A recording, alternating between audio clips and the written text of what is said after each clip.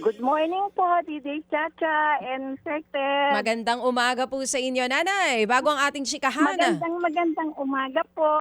Yes po, Nanay. Ano po muna yung binigay na Bible verse sa ating kahapon? Ang Bible verse natin kahapon ay galing sa Corinto 2, verse 5 to 17. Ang sino mang na kay Kristo ay isa ng bagong nilalang.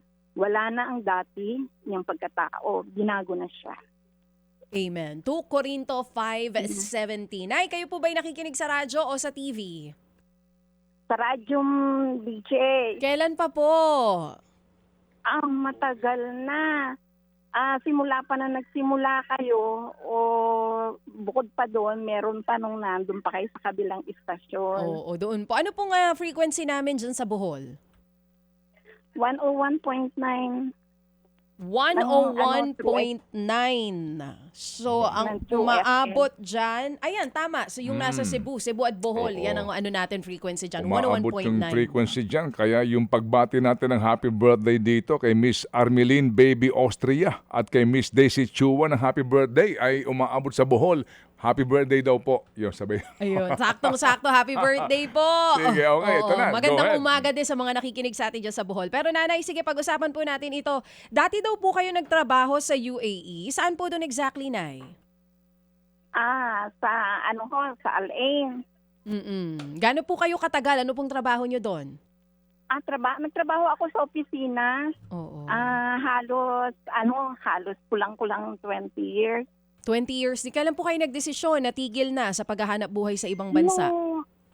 Noong mag-pandemic, bago mag-pandemic, nagbakasyon ako, Oo. inabot ako ng nag-close na lahat ng mga airport, hindi na ako nakalabas. Ayun. Kasi senior na nga. Oo. Dire-diretso Kaya- na po kayo noon. Nung nag-pandemic, inabutan kayo ng pandemya, di na kayo bumalik sa UAE. Oo. Kaya ang nangyari, naghanap ako ng paraan kasi yung lahat ng ipon namin na mag-ina, naubos. So, wala kaming hanap buhay dito sa Pilipinas. Naghanap ako ng paraan Oo. para mabuhay kami, maduktungan yung ano namin. Oo. Pang-araw-araw kasi may mga apo ako. Opo, dalawa nga daw pong anak nyo, may mga apo kayo. Lalo pa'y nag-iisa na lang kayo sa buhay. Byuda daw po kayo. Opo, DJ. At yun din ang Byuda dahilan, ako. yun din po ang dahilan kung bakit kayo ng ibang bansa para sa dalawang anak nyo po. Opo, kasi isang buwan pa lang nandun ako sa ibang bansa, nabiyuda na ako. Kaya talagang tinigasan ko yung dibdib ko, ang kalooban ko para sa Opo. anak Oo. ko. Nanay Carmelita, ilang taon na po itong mga anak ninyo at nakatapos po ba sila ng pag-aaral, Nanay? Oo, may pamilya na sila, ma'am. Pareho. Opo. Yung panganay ko, kasama ko dito ngayon, Oo. pero dati rin siyang kasama ko sa Dubai kasi dinala ko sila nung mga nakatapos sila ng pag-aaral yung isa. Opo. Yung isa, ganun din, sumama na din sa akin doon kasi nga gusto ko makasama sila. Oo. Hindi ko din maiwan ang ano ko kasi wala akong option kundi magtrabaho at the same time dapat kasama ko sila. Pero nung time na sinama niyo po sila, graduate na sila noon sa college. Yung panganay ko po, Ano? yung bunso ko, Oo. first year. So doon na po niya tinuloy yung pag-aaral niya sa Dubai, ganun po? Hindi po, nag-apply na po siya ng trabaho. Okay. Yung So, bunso. oo. Ang nakatapos po ay yung panganay. Ano po natapos yung panganay, Nanay? Under chassis mechanic. Oo. Pero ang naging trabaho niya doon sa mall kasi doon kailangan nating maging kumbaga adjusted sa mga trabaho Oo para lang naman po. magkatrabaho tayo doon. So, sabay-sabay po Ganon. ba kayo umuwi nitong mga anak ninyo na nasa Dubai din? Nandito na kayo lahat sa Bohol? Kaming dalawa lang ho nung panganay ko, nauna ho ako, tapos sumunod na yung panganay ko kasi nga wala akong kasama. Oo. Yung bunso ko naiwan doon. So, nandun pa rin po siya hanggang ngayon? Opo, inabot nga ho ng gulo ngayon doon. Oo. Kamusta daw po siya? Saan siya exactly, Nanay, itong bunso nyo? Nasa Sharjah siya. Sharjah. Oo, sa Sharjah. Siguro mga 45 minutes from Dubai. Opo, opo. Anong trabaho nitong bunso niyo pong anak doon at ilang taon siya? 36 years old na siya. Mm. May pamilya na rin siya. Opo. Ang trabaho niya dati, nag-start siya nung pinasok ko siya doon, Mm. chocolatier. Oo. Tapos nung medyo nakahanap siya ng ibang magandang tsansa, Mm-mm. kinuha siyang parang chef. Oo, naging Ah, galing naman. Chef Ganyan. po. Opo. So- Chef ng mga pastries. Opo, Ganyan. opo. So ang kasama niyo, Tapos- opo. So chef siya doon ngayon, Tap- nanay. Hindi, na siya, na marami na siya napasukang iba hanggang Mm-mm. sa nagkaroon siya ng sariling visa niya. Oh, sige po. Dahil family visa. Pero ngayon, nawalan Opo. sila ng trabaho, nagsarado na yung company nila. Oo. Kaya medyo ilang araw din, ilang buwan na rin wala siyang kita. Wala Kaya na- ako ang oh. sumusuport.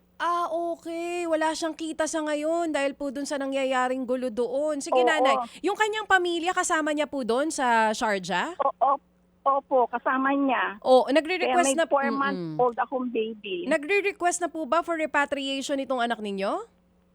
Nag-email na siya sa natin sa OWA. Sige po. Sa Oo. Dubai. Yes po, sige. Hopefully, sana nga magawa ng paraan. Oo, kasi Nag-apply din po siya para pang tustos. opo, Kaso opo. ang hirap po, wala akong pang gasto sila sa araw-araw. Oo, Kaya sige. ako ang... Sino pong sumasagot sa kanila doon? Kayo po, nagpapadala kayong pera sa ngayon. Oho. Opo, sige. Pero ayan ho ang nagiging ngayon. Medyo kaya hirap po ang buhay. Pero sige lang ho, laban Mm-mm. lang. Sige, nanay, Pero- ganito. Oo. Papatulungan po namin kayo doon sa DMW kasi nag-request na pala for repatriation yung anak niya na may 4-month-old baby pero hindi pa nare-replyan po ng OWA at DMW. Patitignan po natin itong kaso nung sa anak ninyo kasi ang sinasabi niya ng problema niya ngayon, dahil walang panggastos, nawala ng trabaho doon, si nanay ang nagpapadala ngayon ng pera doon sa kanyang anak na nasa Sharjah, dyan po sa UAE. Yung DMW ho naman daw, nangangalap nga ng mga pangalan kung sino gustong umuwi at nagkakaroon na po ngayon ng negosasyon doon sa mga flights. So sa akin po siguro naman, nanay, kaunting Opo. panahon na lang. Tatawag ho kami mismo ngayon. Kukunin po natin off the air po ang detalye para ho makatulong po ang aming himpilan po sa amin po lamang makakayanan Yes. dito po sa kagustuhan po Salamat po. ng inyong anak, nanay. Mabuhay po kayo, Salamat nanay. po. Oo. Maraming salamat, Sir Ted. Oo naman, opo. Sige, yun lang ho ba ang paggagamitan po ninyo ng 2,000, nanay? Kamusta ho naman po ang inyong bigas? Ha? Gusto ko po sana kasi may tindahan po ako ng pastel. Mm. Medyo depleted po yung yung puhunan ko. Anong inyong paninda, nanay? Chicken pastil. Chicken pastel. Yung rice na may chicken topping sa kabalot sa dahon ng saging. Sarap. Minsan nilalagay ko sa mga disposable na lalagyan para Okay. po sa mga estudyante. Pero maliit Opo. lang po ang halaga ng benta ko. Pero Mm-mm. salamat sa Diyos, nakakasuporta kahit papano. Oo. Pero depleted po yung puhunan ko, gawa ng yun nga ho. Naintindihan po namin. Mga magkano pong kailangan nyo, nanay, na puhunan? Siguro po, pandagdag lang kasi gusto ko po bumili ng medyo. Kasi kung bumili lang ako ng bigas, minsan kalahating kaban, Mm-mm. pero good for 1 week lang yon or Mm-mm. minsan 3 days lang. So, sana mga 2 o 3 kaban na bigas para at least maabot at least mga 1 month na mapapaikot po ng mahusay. 2 At saka kaban yung ng manok. bigas. Magkano po ang isang kaban ng bigas dyan, nanay? Yung binibili ko ho, 2,200. Kung 2 kaban na yan, 4,000 na kaagad yun. Opo. Tapos yung manok ko, ang manok ko kasi, ang per kilo dito ay 250. Mhm. Mga bumibili ho ako ng mga 5 hanggang 6 na kilo. Ma'am, Minsan pag kinakapos, talagang kalagitnaan ng pagtitinda ko. Pag naubos na, patatakbuhin ko yung anak ko sa palengke para makabili uli, makiguto uli, para makarolyo po kami uli. So kumbaga mabenta pala ang inyong negosyo kasi isang araw ilang kilo ng manok po ang kailangan nyo? Sa isang araw ko, sana meron akong mga kahit 7, ganyan. 7 kilo. O Oo, sige. 7, So yung 2,000 po ninyo, nanay, ay kakapusin sa inyo pong gusto na nadagdag ng puhunan. Okay na ho ba sa inyo? Hindi ba sasama ang loob nyo, nanay, kung gawin namin po itong 5,000 lang? Naku, maraming salamat ho. Malaking tulong na po yan.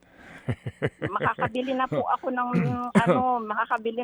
ng isang kabang bigas na pandagdag at Opo. saka ilang kilong manok. O sige, kung mamarapatin po lamang ninyo, nanay, ha? Opo, 5,000 Ay, ho. oo naman po. Opo. 5,000 po. Pagtutulong-tulungan po ito ni Happy Man, ni Happy Daddy, ni Happy Classmate, at ni Happy Sisters, at maging ni Happy Anonymous para natin mabuo ang 5,000 pesos today. Pwede po, ganun lang ho muna, pero hingi muna kami ng prueba, nanay, sa inyo, ha? Dito po sa inyong mga ikinekwento po sa amin, please. Ay, opo. Sigurado po. Opo, sige. Papadalahan ko po kayo ng mga picture ng aking tindahan. Ayan. Na habang nagtitinda ako, na habang nagluluto ako ng pastel dito, kasi sa kahoy po ako nagluluto kasi mahal po ang na mga tinibak na kahoy po. Opo. Minsan pag wala na, bumibili kami doon sa mga kalapit lugar namin. Mausok yan, Ayun po, mausok. Kung ganyan po ang inyong pagluluto. Sige. Pero masarap po ang luto sa sa kahoy, Sir Ted. Oo nga, kasi nasasama yung mga abo-abo. Hindi, joke lang. Joke lang po. Nanay, Hindi na. opo, Nanay Carmelita, ang ganda ng inyong Filipino, ang inyong pananagalog. Saan kayo lumaki? Ako po ay talagang taga Maynila. Mhm. Doon ako talaga pinanganak. Ang anak ko kasi nakapag-asawa dito sa Bohol. Como nag-retire ako, mag-isa lang ako at byuda ako, wala akong makasama doon. Umuwi ako dito sa Bohol para makasama ko yung mga apo ko sa paglaki nila.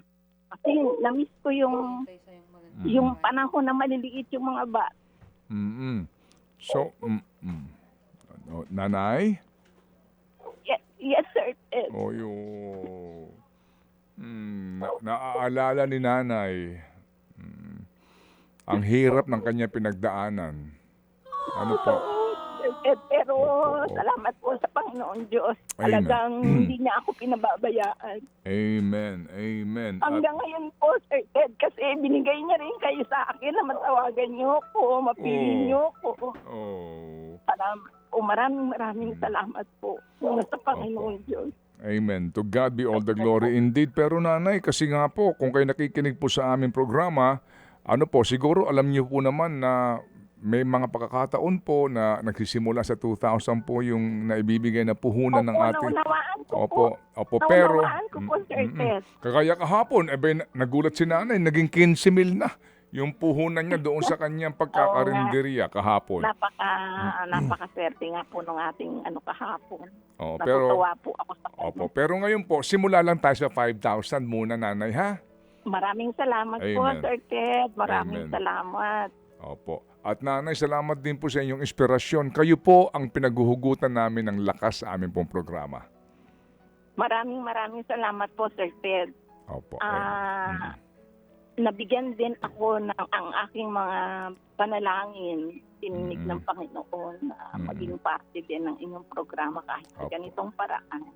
Amen. Na kayong mabubuting puso at talagang may ginagawa para sa mga taong bayan na katulad namin. Opo. Maraming salamat po. Maraming salamat. Sige. Salamat din po, nanay, at abangan niyo po yung tawag po ng aming staff agad-agad po pagkatapos po ng ating programa, pati po yung ating ugnayan para po doon sa repatriation po ng inyong anak. Salamat, nanay, ha? Apo, salamat po. Salamat sa inspirasyon. Thank you. Mga kapatid, para sa iba pang mga balita at impormasyon, sundan niyo po kami sa X, Instagram, Facebook at syempre sa TikTok, True Network Mag-subscribe din po kayo ha sa aming YouTube channel, True Network. May website din po tayo, truenetwork.ph, at pwede nyo rin po kaming mapanood sa Channel 19 ng aming True FM TV. Lagi pa rin makinig sa radyo dito po sa 105.9 True FM dahil dito, laging true sa'yo, kapatid.